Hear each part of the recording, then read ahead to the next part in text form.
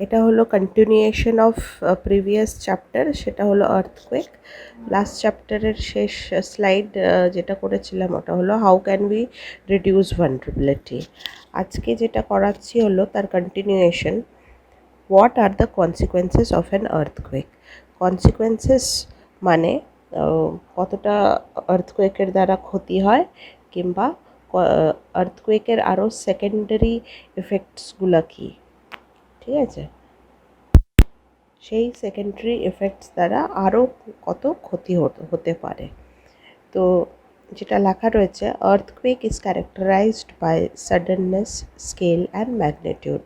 তো আর্থকুয়েক হঠাৎ করে হয়, আর তার স্কেল আমরা মেজারমেন্ট করতে পারি, অ্যান্ড তার ম্যাগনিটিউড, কতটা ফোর্সফুলি আর্থকুয়েক এলো, আর সেটাকে আমরা মাইনর কিংবা মেজর ম্যাগনিটিউডেও স্কেলে ক্যালকুলেট করতে পারি, কিংবা রেক্টার স্কেলে আমরা সেটা জানতে পারি।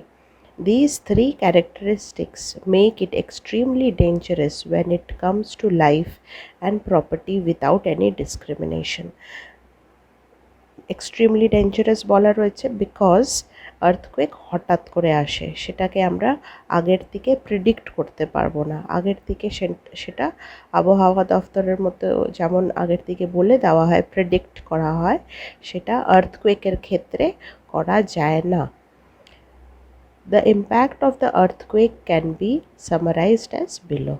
তো আর্থকুয়েক দ্বারা কী কী ক্ষতি হতে পারে, কাদের উপরে ক্ষতি হতে পারে, সেগুলো সব পয়েন্ট ওয়াইজ দেওয়া রয়েছে।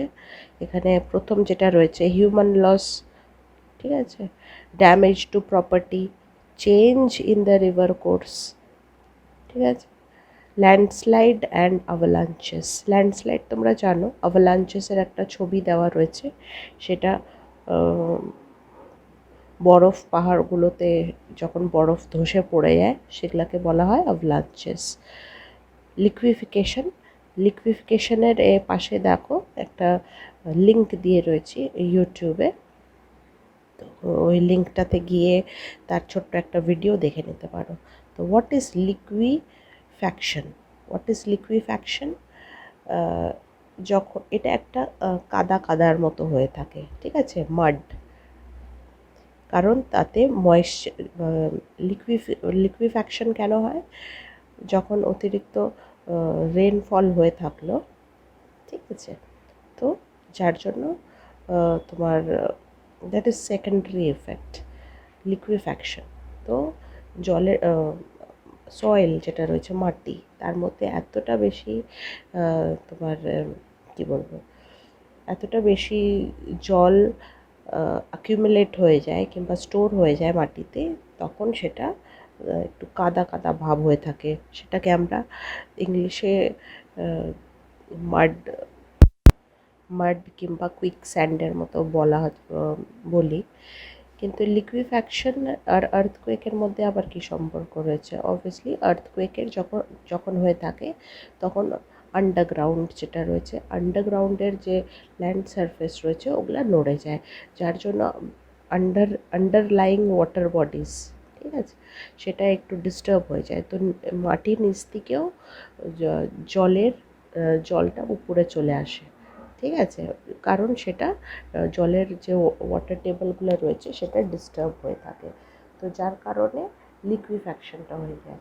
তো তোমরা এই ইউটিউব চ্যানেলে গিয়ে এই পাশের লিঙ্কটাতে দেখে নিও ওটা কী। তো সুনামি হতে পারে দ্য সেকেন্ডারি এফেক্ট। মাড ফাউন্টেন, এটারও একটা ছবি দেওয়া রয়েছে,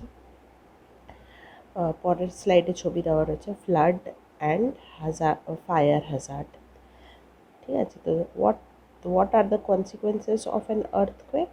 তো এইসব পয়েন্টসগুলো আসবে তাতে। পরের স্লাইডে দেখো, এখানে মাড ফাউন্টেন বলে দেওয়া রয়েছে, ঠিক আছে। মাড ফাউন্টেন মানে ফাউন্টেনেশন, ফওয়ারা, এই যে এখানে দেখতে পাচ্ছ। আন্ডারগ্রাউন্ডে যে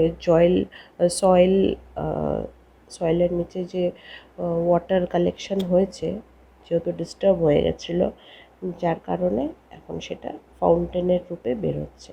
এই যে এখানে লিকুইফ্যাকশন দেওয়া রয়েছে, আর এখানে অ্যাভালাঞ্চের একটা ছোট্ট ছবি দেওয়া রয়েছে। নেক্সট স্লাইড হচ্ছে earthquake prone Jones in India. তো ইন্ডিয়াকে পুরো ভাবে ভাগ করে দেওয়া রয়েছে, আর্থকুয়েক মেজর মাইনর এরমভাবে করে দেওয়া রয়েছে। তো the Bureau of Indian Standards is the official agency for publishing the seismic hazard maps and codes. তো যত সব জোনস ভাগ করে দেওয়া হয়েছে ইন্ডিয়াতে আর্থকুয়েক প্রোন জোনস, সেটা কারা করে, সেটা করছে হলো ব্যুরো অফ ইন্ডিয়ান স্ট্যান্ডার্ডস। ঠিক আছে, এটা হলো গভর্নমেন্ট অফিসিয়াল এজেন্সি, আর তারাই যত সব এই ডিজাস্টার ম্যানেজমেন্ট কিংবা ডিজাস্টার ম্যাপসগুলো তৈরি করে। ল্যান্ডস্লাইড হলো কিংবা আর্থকুয়েক হলো কিংবা ফ্লাডস হলো, তো all maps are made by bureau of Indian standards. আচ্ছা, তো তারাই পার্টিকুলার কোড ব্যবহার করে, আর সেই কোডদের সাহায্যে আমরা ইন্টারপ্রিটেশনগুলো করতে ইজিলি পারি। Earthquake-prone areas of India have been identified on the basis of 3 factors. ঠিক আছে, তো আর্থকুয়েক প্রোন এরিয়া পুরো ভারতবর্ষে তো আর্থকুয়েক প্রোন এরিয়া না, তো এখানে 3টে ফ্যাক্টার্স ধরেছে, যেটা সায়েন্টিফিক্যালি সেটা প্রুভড। তো কী কী পয়েন্টস আছে 3টে? তো scientific inputs related to seismicity, earthquakes occur in the past and tectonic setup of the region. তো এখানে ফার্স্ট রয়েছে সেসমিসিটি, দ্যাট মিন্স কোন কোন এরিয়াগুলোতে বেশিরভাগ আর্থকুয়েকের ভাইব্রেশনসগুলো পড়ে। নেক্সট পয়েন্ট হলো earthquake occurred in the past. এ তো অনেক জায়গাগুলো রয়েছে যেখানে অনেক আগে আর্থকুয়েক হয়েছিল, কিন্তু এখন নাও হতে পারে, বাট সম্ভাবনা আছে কি ইন ফিউচার সেটা হবে। ঠিক আছে, and tectonic set up of the region. Tectonic set up মানে the geological setting of the region. যদি ওখানে কোনো ফল্ট বা ফ্র্যাকচার কোনো রিজনে রয়েছে কিংবা জয়েন্ট রয়েছে, তো অবভিয়াসলি ওই সব জায়গাগুলোতে তোমার আর্থকুয়েক প্রোন জোনস বলা হবে। For example the Himalayan region, এগুলো টেকটনিক রিজনসে পড়ে, because they are young fold mountains. ঠিক আছে, তো this area is an earthquake prone area of India. Next পয়েন্টে আছে সেম জিনিসই দেওয়া রয়েছে, bureau of Indian standards IS 1893 Part 1 2002। তো এই যে অংশটা রয়েছে, this is very important, has grouped the country into 4 seismic zone. এই লাইনটা এই পুরো যে ব্ল্যাক কালারে লেখা রয়েছে, দিস ইজ ভেরি ইম্পর্ট্যান্ট। তো যেমন আছে সেরমভাবেই লিখতে হবে। তো ইন্ডিয়াকে 4 ভাগে ভাগ করা রয়েছে আর্থকুয়েক জোনস বলে। First is zone 5, zone 4, zone 3, আর লাস্টে যেটা রয়েছে জোন 2, সেটার মধ্যে হলো সবার চেয়ে কম আর্থকুয়েক ভাইব্রেশনসগুলো পাওয়া যায় কিংবা earthquake is less active. Zone 5 is most active. Next slide, এখানে ওই পুরো ইন্ডিয়াতে যে জোনস ভাগ করা রয়েছে 1 2 3 4 জোনস। তো এখানে জোন 5-এ কোন কোন এরিয়াগুলো আসে, জোন 4-এ কোন কোন এরিয়াসগুলো আসে, জোন 3 অ্যান্ড জোন 2, এগুলো সব ভাগ করা রয়েছে according to the bureau standards.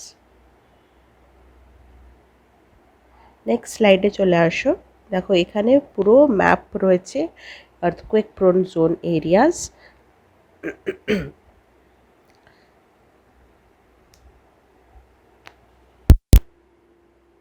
About 59% of the land area of India is liable to seismic hazard damage.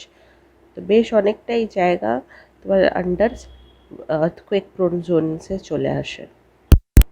এবার দেখবো হচ্ছে আর্থকুয়েক ম্যানেজমেন্ট ইন ইন্ডিয়া কীভাবে করছে। As can be seen, like some other kinds of disaster, the earthquake zones can be demarcated. Demarcated মানে earthquake Jones, এর আগের ম্যাপটা যেটা দেখলে ওটা ডিমার্কেট করা রয়েছে, চিহ্নিত করা হয়েছে কোন কোন জায়গাগুলো।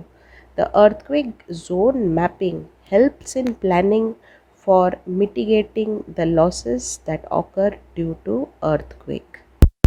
এর মিটিগেটিং মানে যদি আমাদের কাছে কোনো ম্যাপ রয়েছে তো it is very easy to interpret কিংবা take steps, take precautionary steps ওই পার্টিকুলার জায়গাগুলোতে, এক্সট্রা কেয়ার ওই সব জায়গাগুলোতে নেওয়া ইজি হয়ে যায়। মানে management of the government and the people becomes easy of that area, because already ওই জোনসগুলো মার্ক করা রয়েছে। তো ওখানকার লোকজনকে আলাদাভাবে স্পেসিফিক্যালি এডুকেট করা যায়, কিংবা গভর্নমেন্ট ওখানে ভালোভাবে পলিসি বানিয়ে ওখানে লাগু যেন করে। তারপর ঘরবাড়ি, ওখানকার ট্রান্সপোর্টেশন, ব্রিজ, এইসব আর্কিটেকচারগুলোকেও কীভাবে সামাল দেবে ওরা আগের থেকে according to the earthquake prone zone maps. তো এইসব এলাকাগুলো government plus local people plus NGOs, যত সব বিভাগ রয়েছে, তো এরা সবাই মিলে আর্থকুয়েক যখন হয় তার ক্ষতি কিভাবে কম করতে পারবে সেই ম্যানেজমেন্টটা করা ইজি হয় এই জোন ম্যাপ দিয়ে। Earthquake management in India, disaster management for that matter, goes through different stages.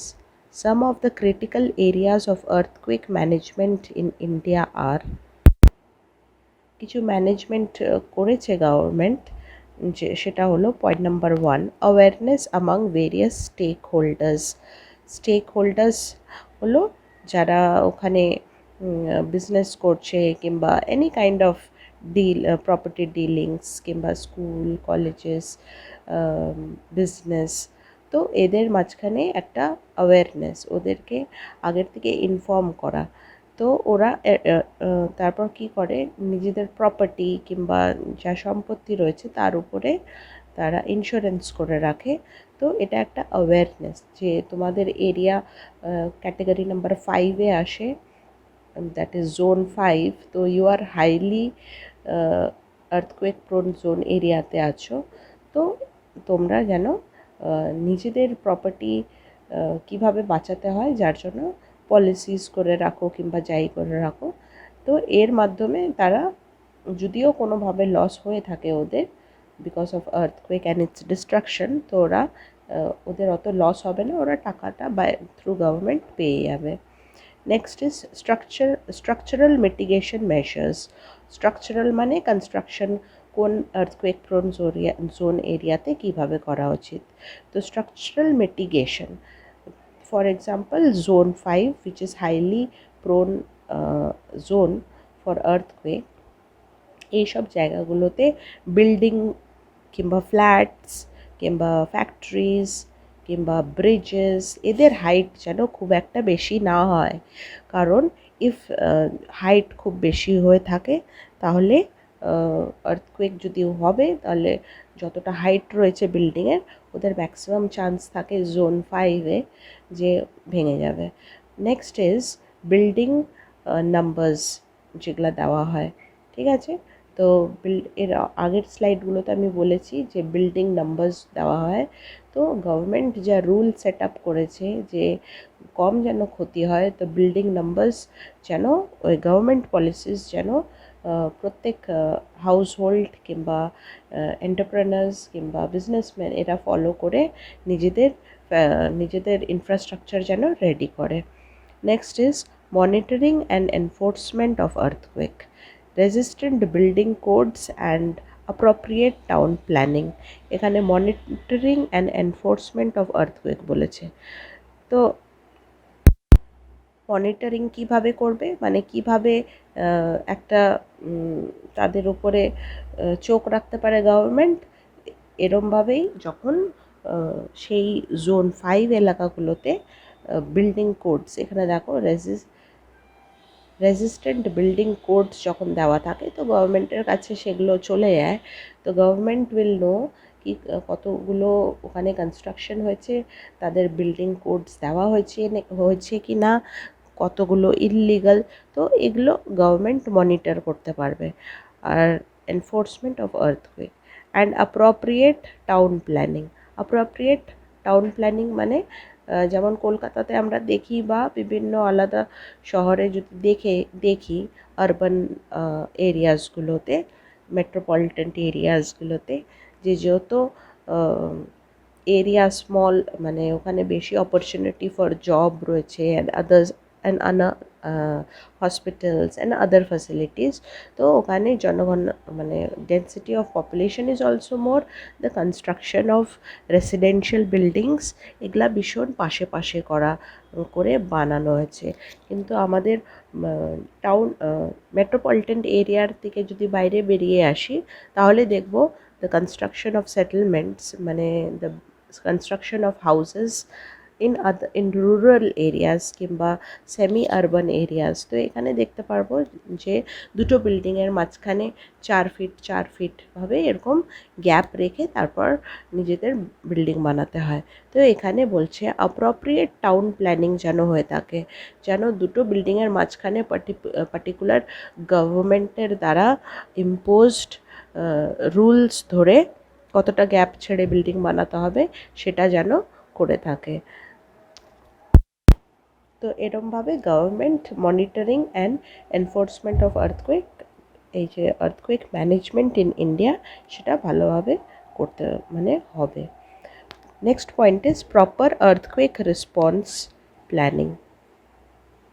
তো এটা আবার ফর দ্য গভর্নমেন্ট কীভাবে স্টেপস নেয় যখন আর্থকুয়েক হয়ে থাকে তখন কীভাবে লোকজনকে সাহায্য করবে। তো ওদের বিভিন্ন রকমের গ্রুপস রয়েছে কিংবা কমিটি রয়েছে, যে কোন কমিটি কোন কাজ করবে। যেমন ফর এক্সাম্পল আর্থকুয়েক হলো, তো রাস্তাঘাট যদি অনেকটা ভেঙে গেছে কিংবা ল্যান্ডস্লাইড হয়ে গেছে, তো কিংবা গাছ পড়ে গেছে, ইলেকট্রিসিটি পোল পড়ে গেছে, কত ক্ষতি হয়েছে, ঘরবাড়ি ভেঙেছে, তো government has different committee assigned, ঠিক আছে।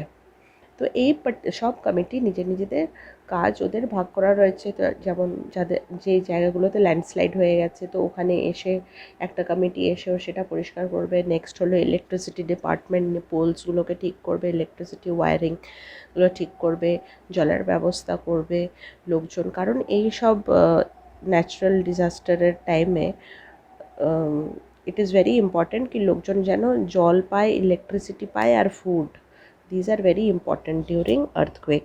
আর যারা ক্ষতিগ্রস্ত এইসব ডিজাস্টারে, তখন ফাস্ট মানে দ্রুত কাজ গভর্নমেন্ট আর তাদের কমিটিকে করা দরকার, যার জন্য বিভিন্ন কমিটি করা রয়েছে। তো সব কমিটি নিজের কাজগুলো যেন দ্রুত করে। তো এইভাবেই ম্যানেজমেন্টটা ভালোভাবে হবে। যেসব জায়গাগুলোতে বেশি আর্থকুয়েক হওয়ার সম্ভাবনা আছে ওই সব জায়গাগুলোতে বেশি করে লোকজনকে আনা হয়, যার জন্য মানে যখন আর্থকুয়েক হয়ে থাকে ঝটপট যেন ওরা স্থিতিটাকে নর্মাল করে তুলতে পারে। এটাই হলো গভর্নমেন্টের ম্যানেজমেন্ট আর উদ্দেশ্য। Next is trained man power to deal with the disaster. এখানে ট্রেন্ড ম্যান পাওয়ারও দরকার, যেমন আর্মি নামলো, গভর্নমেন্ট আর্মিরও সাহায্য নয়, তো আর্মি নেমে লোকজনদেরকে ইভ্যাকুয়েট করে, মানে ওই যেখানে ক্ষতিগ্রস্ত লোকরা ওদেরকে ওখান থেকে নিয়ে অন্য জায়গায় সেফ সাইড ভালো জায়গায় একটু শিফট করলো।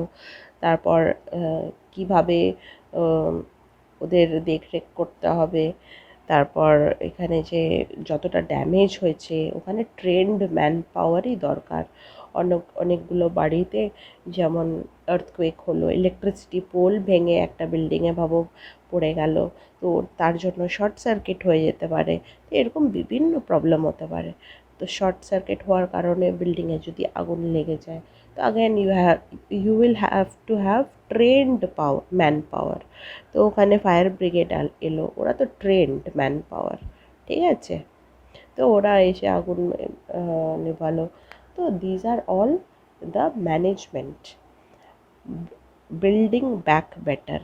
তো গভর্নমেন্টের সবসময় একটাই উদ্দেশ্য থাকে, যার জন্য বিভিন্ন কমিটিস বানায়, সবাই মিলে একসাথে এই আর্থকোয়েকে যত ক্ষতি হয়েছে কিংবা যাই হয়েছে সেটা যেন নর্মালি করে আনতে পারে, সেটাই গভর্নমেন্ট এখানে বলছে বিল্ডিং ব্যাক বেটার, মানে যতটা ক্ষতি হয়েছে সেটাকে আবার নতুন করে যেন ভালো করে তুলতে পারে। Next point, the Indian government set up High Power Committee in 1999 and a National Committee after the Gujarat earthquake to make recommendation on effective preparedness and mitigation mechanism. তো এখানে যেটা দেখতে পাচ্ছি যে 1999-এ একটা কমিটি করা হয়েছে। তো এখানে একটাই বলার আছে যে আর্থকোয়েক কত বেশি ডিস্ট্রাকশন করতে পারে। ইট ইজ মানে যে কোনো ন্যাচারাল ডিজাস্টার, যে কোনো টাইপ অফ ন্যাচারাল ডিজাস্টার, সেটা কেউ এখনও বুঝতে পারেনি যতক্ষণ না নেপালে আর্থকোয়েক হয়েছিল, সেটা সাংঘাতিক একটা আর্থকোয়েক হয়েছিল, ঠিক আছে। তো সমানভাবে এখানে গুজরাতেও একটা আর্থকোয়েকের পর গভর্নমেন্ট মানে পুরনো তথ্য দিয়ে পুরনো ইনসিডেন্টস ধরেই আমরা তার উপরে আরও কি ভালো ভালো নিয়ম তার উপরে বানানো যায়, কিভাবে আরও ভালো করে ডিস্ট্রাকশনগুলোকে হ্যান্ডেল করা যায়, যার কারণে গভর্নমেন্ট এখানে হাই পাওয়ার কমিটি 1999-এ করেছিল, আর ন্যাশনাল কমিটিও করেছিলেন। ওকে, তো একটাই বলার উদ্দেশ্য এখানে যে ফ্রম দ্য পাস্ট, মানে আমাদের আগে কি হয়ে মানে পিছনে আমাদের অনেক তথ্য রয়েছে যে এত ডিস্ট্রাকশন হয়েছে, কিন্তু আমরা এটা জানি না যে ইন ফিউচার তারও বেশি ডিস্ট্রাকশন হতে পারে, আর্থকোয়েকের ম্যাগনিটিউড আরও বেশিও বাড়তে পারে। তো ইন দ্যাট কেস আমাদেরকে আগের থেকেই রেডি হয়ে থাকা উচিত। Next is the 10th 5-year plan document include a detailed chapter on disaster management. তো 5-year plans আমরা জানি, এখানে 5-year plans for agricultural setup, for business setup, for private setup, ঠিক আছে। 5-year plans কেন করা হয়? 5-year plans is of the government যখন সেখানে লাইক 5 years in power যখন আসে, তখন you have that 5-year plans, কি এই 5-year প্ল্যান্সে কত উন্নতি আমরা করতে পারবো নিজের দেশের। তো একটা 10th 5-year প্ল্যানে এখানে ডিটেলভাবে ডিজাস্টার ম্যানেজমেন্ট কীভাবে করতে হবে সেটা ডিটেলভাবে দেওয়া রয়েছে। কিন্তু এর উপরে আমি বলবো যে disaster management maybe 10th 5-year প্ল্যানে এই যে ডিজাস্টার ম্যানেজমেন্ট এখানে সবসময় কিছু পয়েন্টসগুলো অ্যাড হতে থাকে, যেমন আরও it is flexible disaster management এই 5-year ডকুমেন্টে। এনিবডি ক্যান সাজেস্ট, যে কেউ সাজেস্ট করতে পারে যে এই পয়েন্টটা অ্যাড করলে পরে আরও ভালো হবে। তো these are your 10th 5-year plan. Next is the 12th Finance Committee was mandated to review the financial arrangements for disaster management and preparedness. তো এখানে ফাইন্যান্স কমিটিও বসে। তো যেটা আমরা জানি যে আর্থকোয়েকে যতটা property loss, human loss, environmental loss, anything, so many losses. তো 12th ফাইন্যান্স কমিটি এখানে বসেছিল আর বলেছে যে government should give more financial aid to the disaster areas যেখানে ডিজাস্টার হয়েছে, অ্যান্ড প্রিপেয়ারনেসও ওখানে দরকার, ঠিক আছে। তো যেটা আমি আগে বললাম যে এর আগেও অনেক আর্থকোয়েক হয়েছে ইন্ডিয়াতে, কিন্তু মেবি তার ডিজাস্টার কম হয়েছে, কিন্তু তখনকার লোকজনের জন্য লেগেছিল হয়তো দ্যাট ইজ ভয়ঙ্কর একটা ডিজাস্টার, কিন্তু গুজরাট আর্থকুয়েক, তারপর নেপাল আর্থকুয়েক যেটা আমরা দেখলাম, তো দিজ আর তার চেয়েও বড় ডিজাস্টার করেছে, বেশি ক্ষতি করেছে। তো যার জন্য 12th ফাইন্যান্স কমিটি আগে একটা অ্যামাউন্ট, একটা ফাইন্যান্সিয়াল এড রেখেছিল, কিন্তু তারপর 12th ফাইন্যান্স কমিটি কে বলা হলো যে এই যে টাকা কড়ি মানে পয়সা যেন আরও টাকাটা, এই ফাইন্যান্সিয়াল এডটা যেন আরও বেশি বাড়ায়, আর ওই পার্টিকুলার অ্যামাউন্টে যেন পুরনো অ্যামাউন্টে যেন না থাকে, আর লোকজনের মধ্যে প্রিপেয়ার্ডনেস মানে আগের থেকে সচেতন যেন ওরা থাকে, ওরমভাবে কোনো একটা ব্যবস্থা করা। তো দিস ইজ ইয়ার ম্যানেজমেন্ট।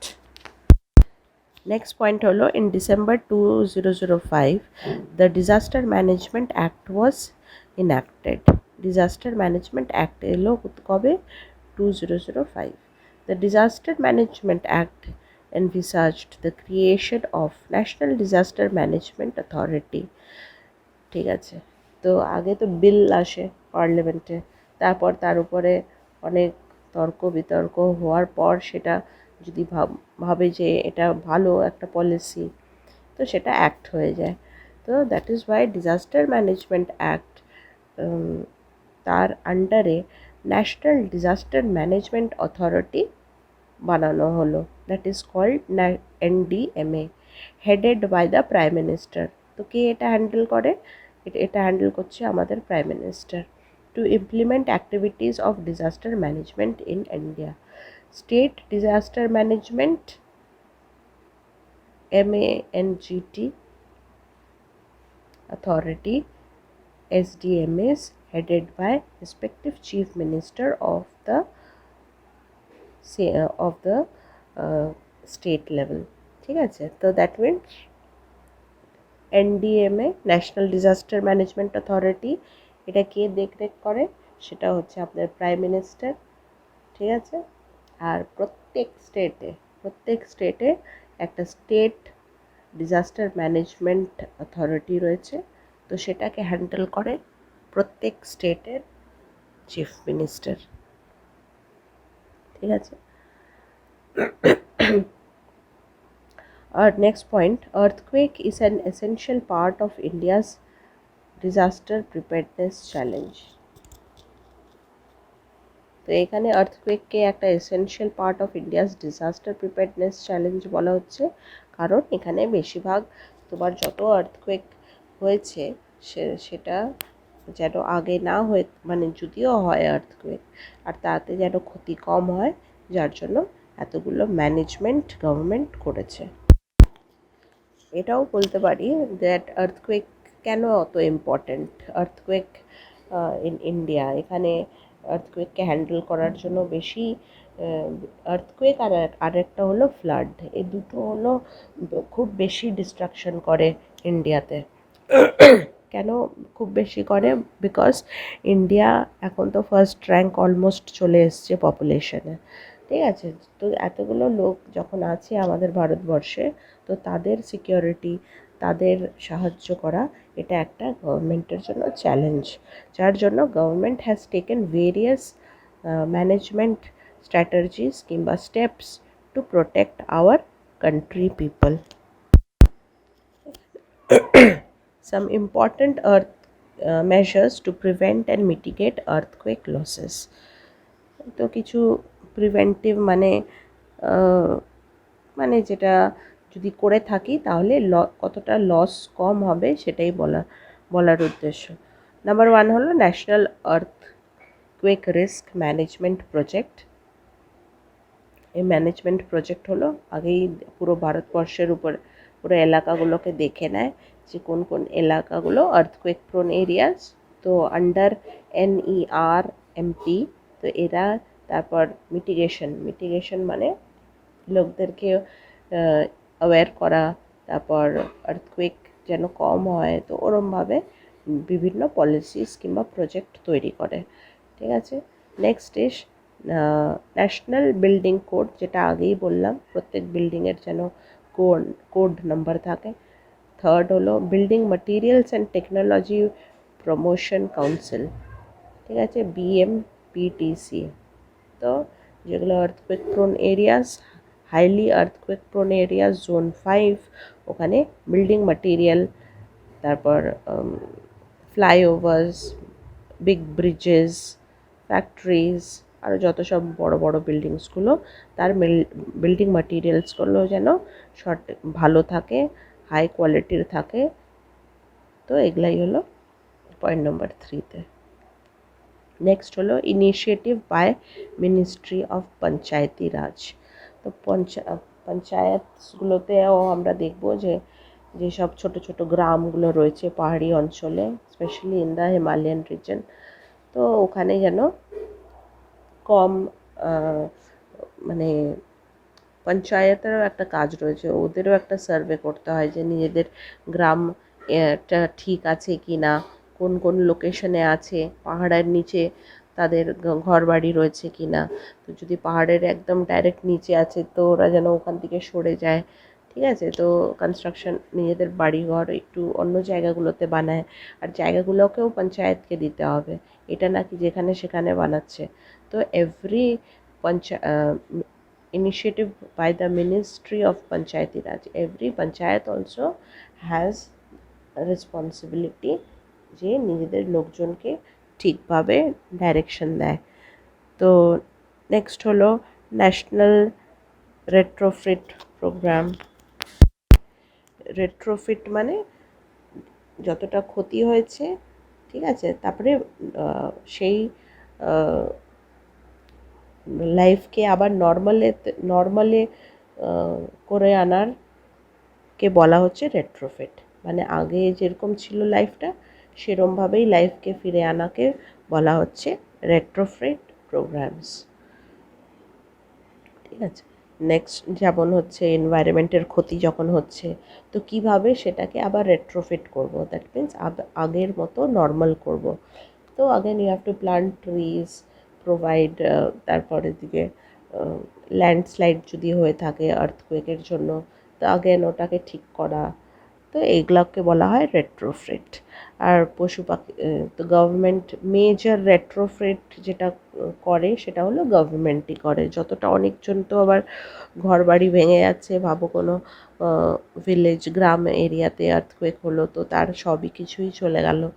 তো গভর্নমেন্ট তখন ফাইন্যান্সিয়াল এড দেয়, অনেক কিছু দিয়ে, যেমন খাবার দাবার দিয়ে তাদেরকে হেল্প করে, ঠিক আছে। তো ম্যাক্সিমাম যেটা মিটিগেশন প্রোগ্রাম যেটা গভর্নমেন্ট করে হলো সে সে ফাইন্যান্সিয়াল এড দিল, কিংবা হাউজিং, ঘর বাড়ি দিল।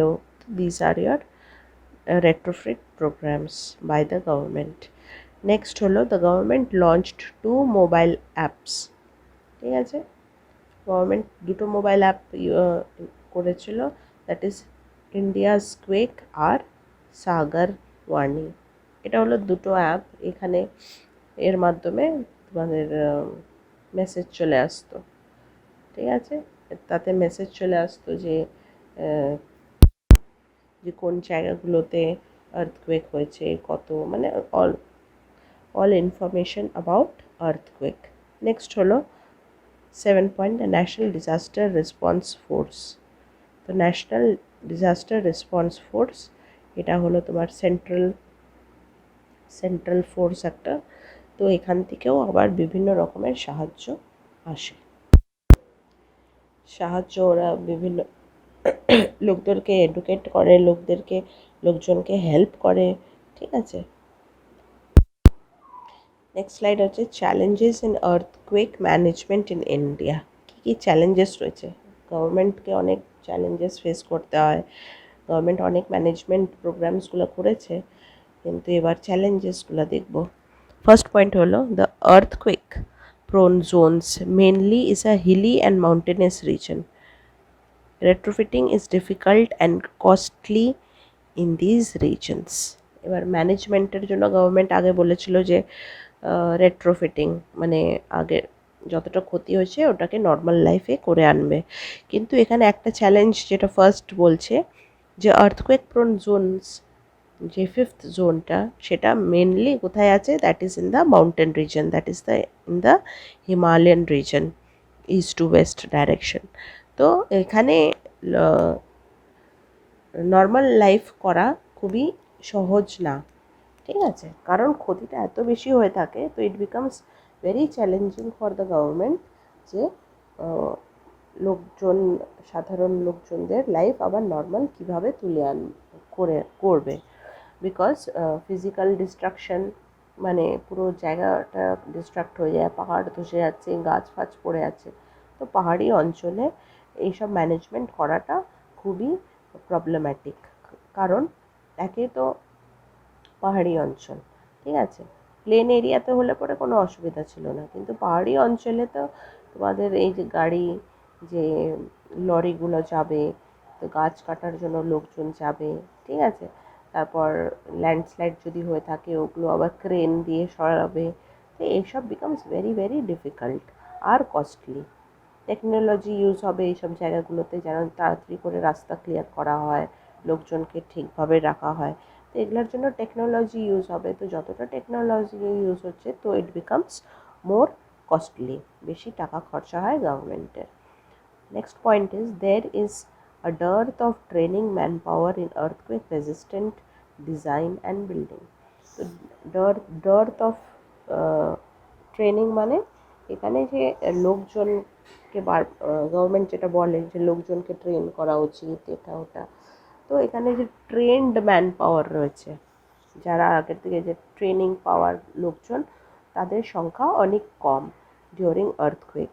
তো যার জন্য এখানে একটা প্রবলেম, একটা চ্যালেঞ্জ হয়ে যায় গভর্নমেন্টের জন্য। তো that is dearth of training manpower in earthquake resistant design and building. Also যেটা গভর্নমেন্ট বলে যে বিল্ডিং কোডস দেওয়া উচিত, বিল্ডিংয়ের ডিজাইন এরমভাবে করা উচিত, কিংবা হাইট বিল্ডিংয়ের বেশি করা উচিত না earthquake prone, highly earthquake prone zone এরিয়াতে। কিন্তু বিকজ অফ ইললিগাল অ্যাক্টিভিটিস এগুলা একটা গভর্নমেন্টের জন্য চ্যালেঞ্জ হয়ে যায়। Next point, there is no formal system of competency based licensing of structural engineers. তো এখানে সেকেন্ড লাইনটাই দেখলে বুঝতে পারবে, based licensing of structural engineers. এখানে অনেক বিল্ডিং এরমভাবেও বানানো হয় যখন ইঞ্জিনিয়ারকে টাকা দাও আর সে প্ল্যান পাস করে দেবে, তো যেটা যেটা সরাসরি ভুল। তো এরমভাবে ইললিগাল কনস্ট্রাকশনসগুলো হয়ে থাকে, আর it becomes again challenging for the government কি কোন কোন বিল্ডিংগুলোর বেশি ক্ষতি রয়েছে আর্থকুয়েক জোনগুলোতে ভেঙে পড়ে যাওয়ার। Next is safety requirements are not well monitored and enforcement of building codes is lacking. এখানে বারবার করে বলছে বিল্ডিং কোডস ইজ ল্যাকিং, কারণ এটা সত্যি গভর্নমেন্ট খুব ভালো ম্যানেজমেন্ট করে পলিসিস তৈরি করেছে, বাট এখানকার যে লোকজন তো এইসব নিয়মগুলো কোনোটাই ফলো করছে না, যার জন্য বেশিরভাগ পয়েন্টসে বিল্ডিং কোডসের ব্যাপারে রয়েছে। Safety requirements are not well monitored, যার জন্য বিল্ডিং কোডসগুলো কেন ফলো করছে না, because everybody wants to earn money, black money, what ever. তো যার জন্য it is dangerous for the people, যার যার জন্য বারবার করে গভর্নমেন্ট বলে লোক যে এডুকেশন, অ্যাওয়ারনেস, প্রিপেয়ারনেস এগুলো খুবই দরকার। এই যে তিনটে ওয়ার্ড রয়েছে, this are so important, but লোকজন ভাবে যে কম টাকাতে আমার বিল্ডিং হয়ে যাচ্ছে, ইঞ্জিনিয়ার ওটা অ্যাপ্রুভ করে দিচ্ছে। তো তো সামহাও লোকাল পিপলরাও ওরমভাবে টাকা দিয়ে নিজের কাজ করে নিল, বাট ওদের অ্যাওয়ারনেসটা কোথায় গেল, প্রিপেয়ারনেসটা কোথায় গেল, সেটা ওরা ভুলে যায়, আর যখন আর্থকুয়েক আসবে ওদেরই বাড়িঘরগুলো ভেঙে পড়বে। তো next point is NDMA said that close to 4,000 multi-storied buildings in Ahmedabad won't survive a high magnitude earthquake due to a faulty design. তো এখানে গভর্নমেন্ট NDMA বলেই দিয়েছে, and according to the survey of NDMA already বলে দিয়েছে central government that আহমেদাবাদে তোমাদের দেখো কতগুলো multi-story buildings রয়েছে, বড় বড় buildings. How many? There 4000 buildings, যেটা ফল্টি, যেটাতে বিল্ডিং কোড নেই। তো এইসব যে আর্থকুয়েক প্রোন জোনসগুলোতে অবভিয়াসলি ক্ষতি বেশি হয়। আর it becomes challenging for the government, তখন গভর্নমেন্টের উপরে একটা চ্যালেঞ্জ হয়ে যায় যে কীভাবে এই লোকজনদেরকে ইভ্যাকুয়েট করবে। মানে ওই ভেঙে যে গেল বিল্ডিংগুলো, এখন ওখান থেকে নিয়ে গিয়ে অন্য কোন জায়গাতে রাখবে ওদের। তো this becomes very challenging for the government. Next point, the mobilization of funds during disaster is still not systemized. The National Disaster Relief Funds is not publicized enough. Mobilization of funds. Mobilization মানে যখন central government টাকা distribute করে। For example, আমাদের এখানে যে recently Amphan এলো, তো টাকা কিভাবে আসবে, কীরমভাবে টাকা গভর্নমেন্ট দেবে, দিস ইজ সম্পূর্ণভাবে গভর্নমেন্টের উপরে। ঠিক আছে? তো মোবিলাইজেশন অফ ফান্ডস এখানে বলছে ঠিকঠাকভাবে করা হয় না। ঠিক আছে? কিভাবে দেওয়া হবে, দিস ইজ নট রিটেন। তো it is up to the government, সে কীভাবে দেবে, তার কতটা দেওয়া হচ্ছে। ঠিক আছে? কতটা দেওয়া হচ্ছে, কতটা স্টেট গভর্নমেন্টকে আগে বলতে হবে যে কতটা ক্ষতি হয়েছে, তো ওই তথ্যটা যেন সঠিক হয়। তো তার উপরে সেই তথ্য, স্টেটের তথ্যর উপরেই সেন্ট্রাল গভর্নমেন্ট পার্টিকুলার টাকা দেবে। কিন্তু এখানে বলছে যে যে তথ্য আর টাকা যে দেওয়া হচ্ছে তার মধ্যে কি ট্রান্সপারেন্সি আছে? দ্যাট মিনস সেটা কি সত্যি যে এতটা ক্ষতি হয়েছে, তো অতটাই টাকা দিয়ে সেটা রিকভার করা যাবে, সেই ডিস্ট্রাকশন রিকভার করা যাবে। তো দিস ইজ লাইক একটা প্রবলেমের জায়গা। ঠিক আছে? ডিজাস্টার কেউ মেজার করতে পারে না। আর বেসিক্যালি যখন এনডিএমএ, সেন্ট্রাল আর স্টেট, যখন সেন্ট্রাল টাকা দিচ্ছে স্টেটকে, তো it is not possible for the central government কি নিজে এসে সব জায়গায় দেখে টাকা ডিস্ট্রিবিউট করবে।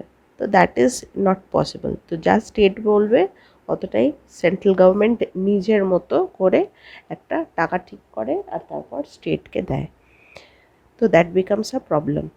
Difficulty, next point, difficulty in response coordination in Uttarakhand floods showcase gaps in disaster response regime. Difficulty in response coordination in Uttaranchal. Coordination মানে যখনই কোনো ডিজাস্টার হয়, স্টেট, তারপর তার পাশের স্টেটগুলো প্লাস দ্য সেন্ট্রাল গভর্নমেন্ট, তাদের মধ্যে একটা কোঅর্ডিনেশন থাকা উচিত। আর উত্তরাঞ্চল ফ্লাডসের হলো, উত্তরাঞ্চলে দেখা গেল যখন ওখানে ফ্লাড এসেছিল তখন দের ওয়াজ আ হিউজ গ্যাপ মানে মানে হাতে হাত ধরে যে কাজ করবে সেটা হয়নি। তো that becomes again a problem for the government. তো উত্তরাখণ্ড আমরা জানি that is in the Northern side. again তার লোকেশনও এরকমভাবে আছে যে ওখানে ম্যাক্সিমাম আর্থকোয়েকও হওয়ার চান্সেস আছে, আর ফ্লাড প্রোন এরিয়াসও। তো এখানে দুটো কেস হয়ে যেতে পারে, তোমার আর্থকোয়েকও হলো সাথে সাথে ফ্লাডও হলো। তো দিস ইজ মানে this becomes again very challenging for the government. আর যদি স্টেট আর সেন্ট্রালের মধ্যে যদি কোনো কোঅর্ডিনেশন না থাকে, কোঅপারেশন না থাকে, তাহলে again central government plus the state গভর্নমেন্টের দুটো গভর্নমেন্টের উপরেই একটা চ্যালেঞ্জ হয়ে দাঁড়াবে। ঠিক আছে? কারণ তখন কোনোই প্রবলেম সলভ হবে না, আর যার জন্য ডিজাস্টার যতটা করেছে আর্থকোয়েক সেটা ওরমই থেকে যাবে, আর নর্মাল লোকজনদের কোনো তারা সাহায্য পাবে না। Next point is the awareness generation regime is not strong enough. The training of local population after disaster activities has not been done effectively. তো গভর্নমেন্ট এখানে বারবার বলেছে যে বিভিন্ন প্রোগ্রামস রয়েছে, ঠিক আছে, অফ দ্য গভর্নমেন্ট, তারপরে আর্থকোয়েক অর বিভিন্ন যে ন্যাচারাল ডিজাস্টার্স রয়েছে তার উপরে যেন লোকজনকে অ্যাওয়্যার করা, তাদেরকে এডুকেট করা, তাদেরকে আগের থেকে যেন প্রিকশন নিয়ে রাখে। তো এইসব কিন্তু এই যে অ্যাওয়ারনেস প্রোগ্রাম যেগুলো গভর্নমেন্ট করেছে for every individual of the country, তো যার হাতে এইসব কাজগুলো দিয়েছে, ফর ছোট ছোট কোম্পানিজ রয়েছে, এজেন্সিজ রয়েছে, বোর্ডস রয়েছে, তো এদের কাজ হলো অ্যাওয়ারনেস ছড়ানো, ঠিক আছে, লোকজনকে সচেতন করানো। কিন্তু এই কিছু কিছু জায়গাগুলোতে এই প্রোগ্রামটা সিরিয়াসলি নেওয়া হয়নি, যার জন্য এটা একটা setback for the government and therefore becomes a challenge for the government, আর ম্যানেজমেন্ট অলসো বিকামস ডিফিকাল্ট, কারণ লোকজন তো জানেই না। তাহলে যদি কিছু না জেনে থাকে, আর যখন এরকম ন্যাচারাল ক্যালামিটি যদি হয়ে থাকে, ওদের কী করতে হবে বেসিক্যালি, তো দে উইল নট আন্ডারস্ট্যান্ড। ওরা ওই যে ইললিগাল, যেটা বললাম না, ইললিগালি নিজেদের ঘর বাড়ি তৈরি করতে থাকবে। বিকজ যেটা বলবো, আমাদের লোকজন কি করে, মানে ফর সবাদের জন্যই বলছি, ওরা কি করবে, they know that they have to study, একটা জব নিতে হবে, হ্যাঁ, be it government or private or your own business, টাকা কামাতে হবে, মানে কিভাবে সংসার চালাবো এটাই থাকে মাথায়, যে আমরা আলাদাভাবে। But as geographers we now know যে এরমভাবে এলাকাগুলো ভাগ করা রয়েছে, কোন কোন এলাকাগুলোতে মানে বেসিক, মানে মেজর ডিস্ট্রাকশন হতে পারে, ঠিক আছে, zone 5 and zone 2 is the last. তো এরমভাবে নাও উই আর অ্যাওয়্যার যে এরমভাবে জোনে ম্যাপকে জোন ওয়াইজ ডিভাইড করা রয়েছে। তো this is the awareness of the people, ঠিক আছে। তো এরমভাবে লোকজনকে অ্যাওয়্যার করা উচিত। তো এটা শুধুমাত্র আর্থকোয়েকের জন্য না, আরও বিভিন্ন আলাদা ন্যাচারাল ক্যালামিটিসের জন্য লোকজনকে অ্যাওয়্যার করা হলো প্রত্যেকজনের কাজ। প্রত্যেক government organisation, government boards, government policy makers, government ছোটো ছোটো যে অফিসার্স কিংবা তাদের অর্গানাইজার্স যেটা রয়েছে, তাদের কাজ যেন ওরা সিরিয়াসলি করে, তাহলেই সবাই অ্যাওয়ারনেসটা সবার মধ্যে আসবে, আর তাহলে চ্যালেঞ্জ অফ দ্য গভর্নমেন্ট একটু কমে যাবে। লাস্ট স্লাইড, এটা হলো কিছু ডেটা যে কোন কোন ইয়ারে আর্থকুয়েক হয়েছিল। These are some of the great earthquake in India. তো এরমভাবে দেওয়া রয়েছে place, year of occurrence and magnitude, ঠিক আছে। শুধু JNK-তে তার ম্যাগনিটিউডটা দেওয়া হয়নি, 2005। So these are the major earthquake zones in earthquakes of India, not zones but earthquakes in India.